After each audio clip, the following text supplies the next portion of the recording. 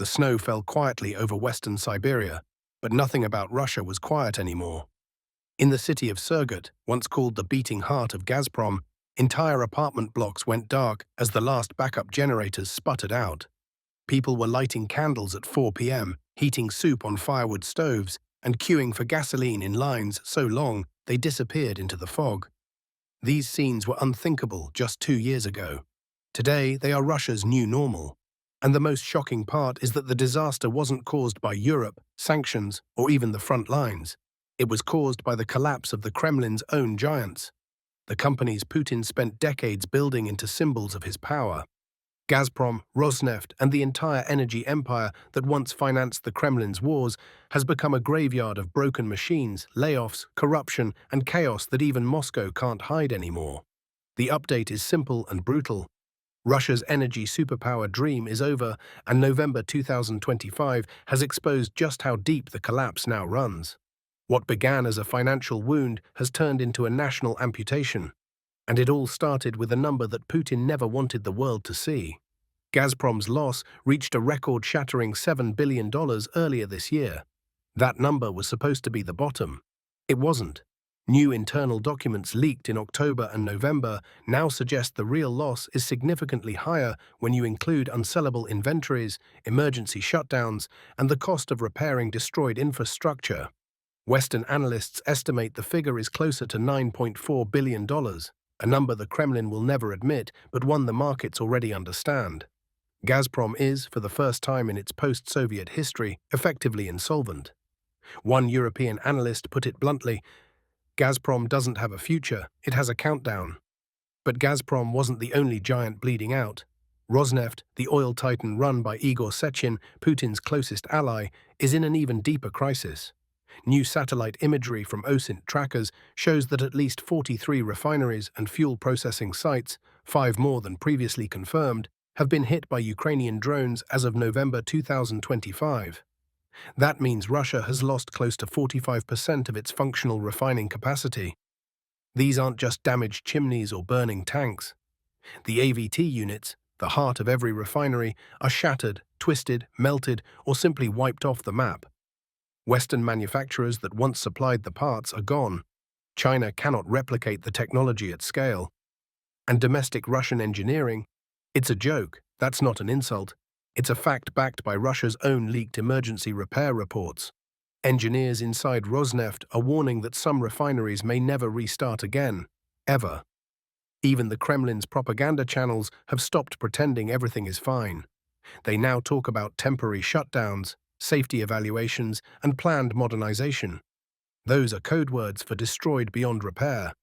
But the most destructive update is happening far from the oil fields. It's happening in the lives of millions of workers. 1 month ago, analysts estimated that between 250,000 and 350,000 energy sector workers were at risk of layoffs. Now, updated November calculations show the number is at least 410,000 and possibly higher. The Kremlin can hide statistics, but it cannot hide hunger. Local telegram channels from the Urals, Khanty-Mansiysk, Bashkortostan, and Tomsk have been posting videos daily.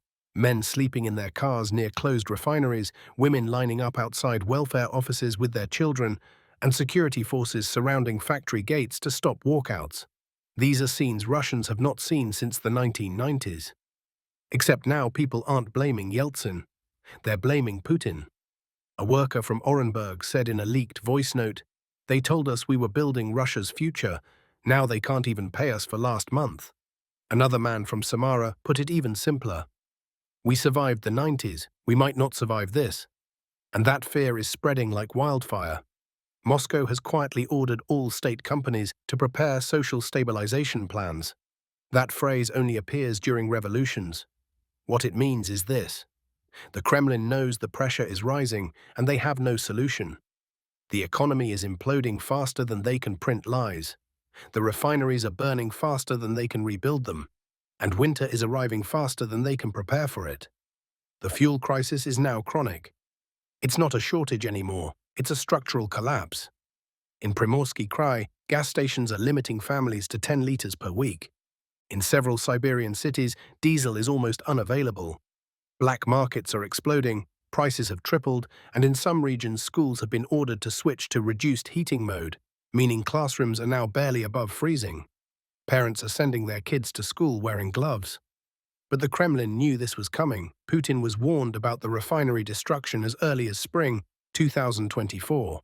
He was told that Russia could not replace the destroyed AVT units. He was told that sanctions would block emergency imports. He was told that Ukraine's drone program would grow stronger every month. He ignored all of it. Now the consequences are unavoidable.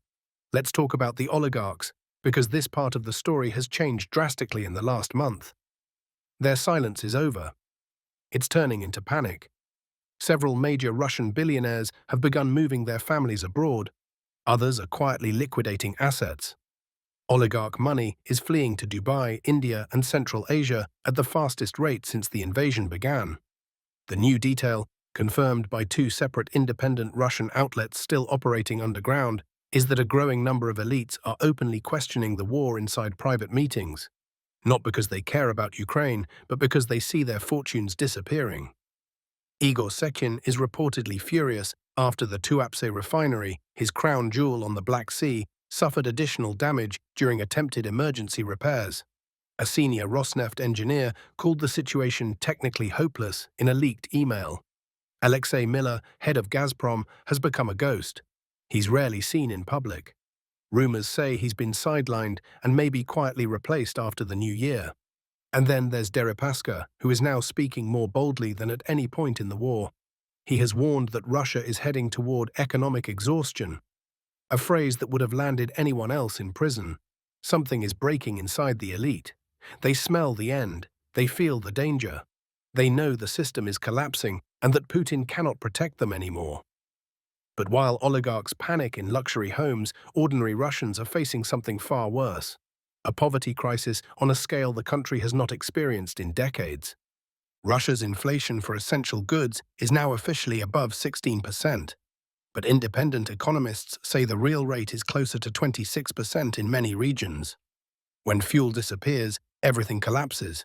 Food deliveries slow, heating costs explode, supply chains freeze. And now the Kremlin has begun quietly importing gasoline from Kazakhstan and Belarus because Russia cannot supply its own cities. Think about that. The country with the world's largest natural gas reserves cannot heat its classrooms. The country that claimed to be an energy superpower is begging its neighbors for fuel. The country that tried to blackmail Europe is being blackmailed by reality. And now a new threat is emerging, something experts have warned about since summer. A second wave of refinery attacks has begun. Ukraine is now using longer-range drones, new autonomous navigation software, and coordinated multi-drone strikes.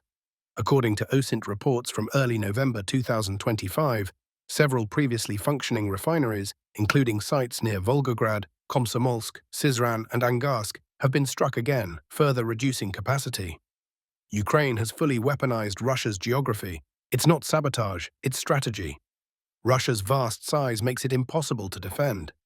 The S-400 systems cannot cover thousands of miles.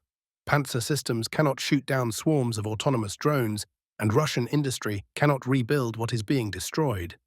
For the first time in Russian history, industrial collapse is hitting faster than the state can adapt.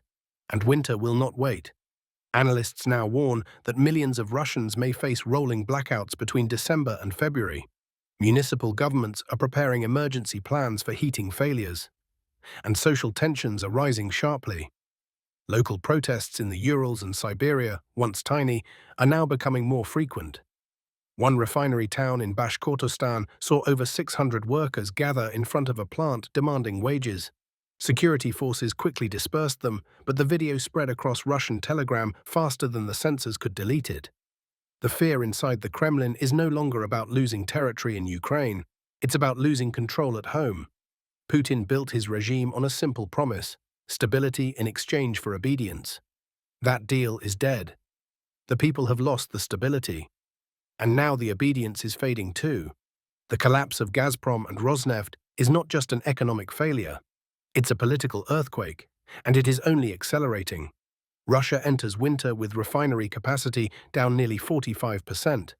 Fuel shortages across 51 regions, skyrocketing prices, growing protests, a silent rebellion among oligarchs, widespread layoffs, and an industrial sector that cannot recover. Putin cannot fix this. He cannot negotiate his way out of it. He cannot bomb his way out of it. This collapse was built by his own decisions, and now it is consuming the country from the inside.